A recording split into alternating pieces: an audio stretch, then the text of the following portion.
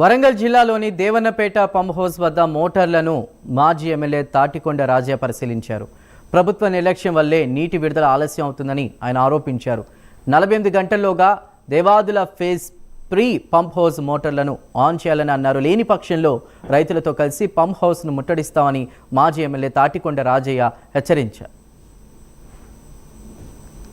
వేలాది ఎకరాలలో పంటలు ఎండిపోతూ ఉన్నాయి.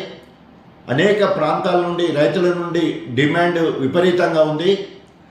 దాన్ని పురస్కరించుకొని మా ప్రభుత్వము పూర్తి చేసిన దేవాదుల థర్డ్ ఫేజ్కి సంబంధించిన పంప్ హౌస్ను వెంటనే మోటార్లు ఆన్ చేసి రైతులకు సాగునీరు అందించాలని డిమాండ్ చేస్తూ ఉన్నాం. 48 గంటల్లో మోటార్లు ఆన్ చేసి నీళ్ళు ఇవ్వకపోతే